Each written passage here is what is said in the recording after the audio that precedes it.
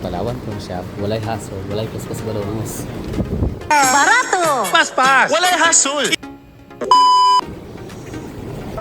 Ito pala yung labas. Arrival area outside. Yo, ganda no? Nice one.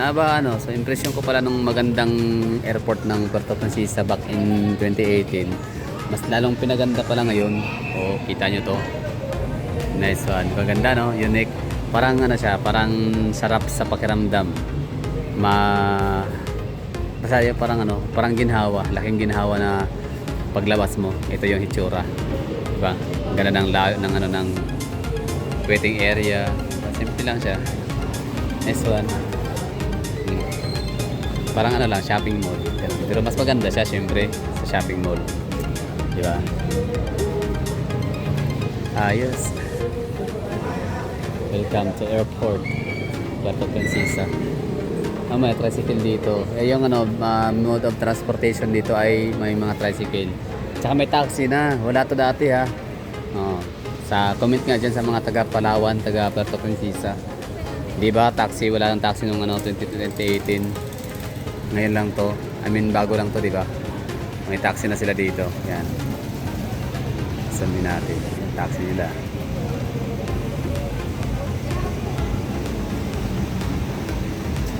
Galing. So meron sila pa taxi dito. Magkano kaya? Mamaya, assignment natin yan.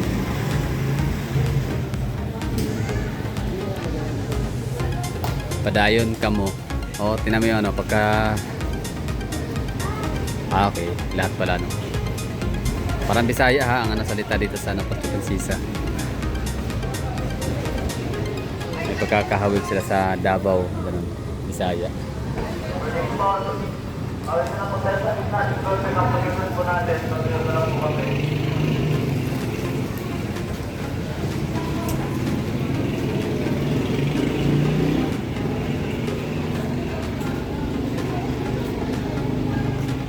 Okay, taxi, tanong natin kung magkano. For the record information. Taxi, galing. Para siyang airport taxi din na naiya, kulay dilaw, tsaka na airport taxi sa Cebu. Wala kaming ganito sa Davao, kulay dilaw. Pero meron kami orange taxi, Pacific Cab, ganun. Okay. So doon naman sa kabila, waiting area. Ang ganda kasi may sila natural grass. So nakipag-bargain yung mga partner kay Kuyang kasi driver. Euro, dollar. Dito lang sa City Proper. Ano ba to? Metrohan ba to? Meter taxi? Depende sa layo po. Okay. Sabihin natin City Hall. Pag City Hall sir, 400 po. 400 pesos. So ano na pala kayo kontrata? Hindi na siya... Sir, wala kasi pasahero pa balik. Okay.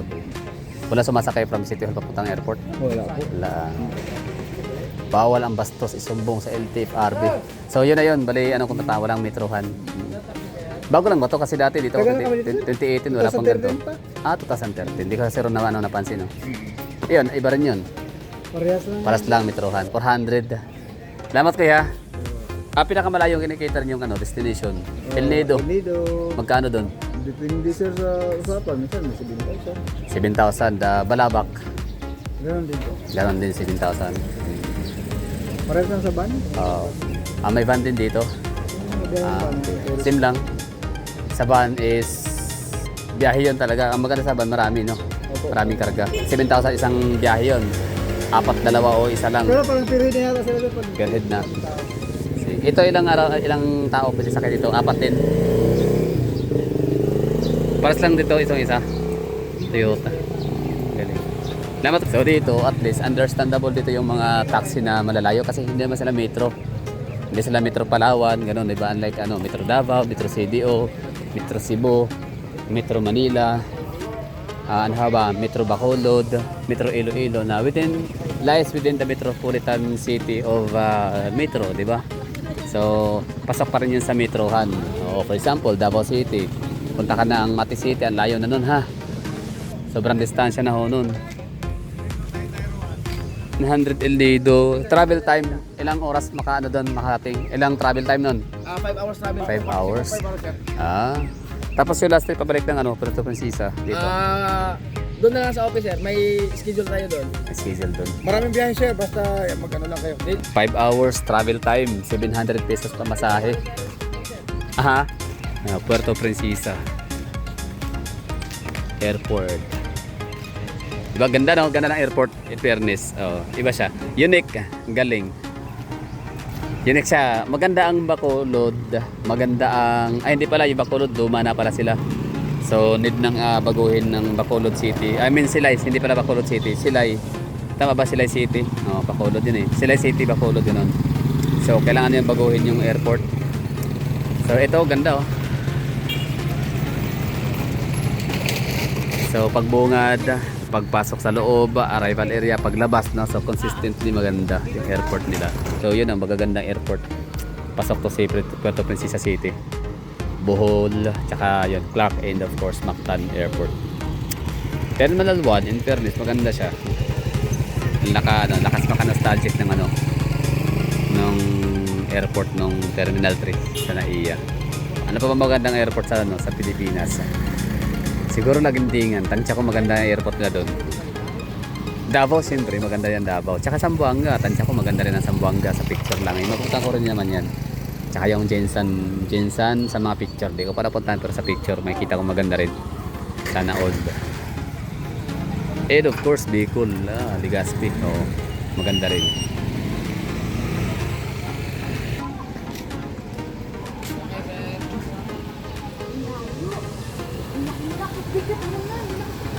Galing. No? Ito yung kanang ano, Bay area.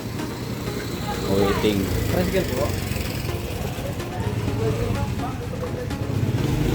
Basta pagkakaalam ko dito, ano, nilakad ko lang to dati, palabas. Di ako sure ha. Or papasok yata, nilakad. Or kung hindi ko man siya nilakad, nakita ko siya na lapit lang pala yung labasan. So pwede lang pala lakarin. Okay, so alam ko na saan yung pinakatungo nito, dun sa may Baywalk or parang boulevard nila. Okay, so let's go.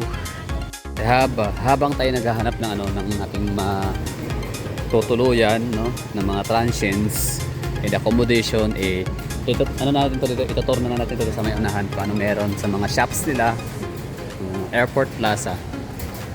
So meron tayo dito makikita ano, buy and fly, diba? Mga pasalubong ba yan? Tama no, buy and fly. Bago ka mag-fly, buy ka muna ng mga anything na pwede mo pang pasalubong. Tapos Joy Mini Mart. Okay, so parang 7-Eleven. Oh, maganda to no, galing. Gusto ko yung ano, yung setup ni Puerto Princesa. So ibig sabihin kasama to sa ano, magiging top 10 natin no, na airport. Top 10 beautiful airport in the Philippines. At meron pa silang pa-aquarium. O yun, wala. O saan kanyan? Diba? Unique. Yun. Galing. Diba? Walang pa ganyan ang ano ha, ibang mga airport sa Pilipinas. Only in Palawan. Galing. Sana all. Mga kuyan, di ba kuy? So, proceed tayo dito sa unahan kung ano pang pwede makita. World AV, Philippine Airlines Ticketing Office, Transnational Aviation.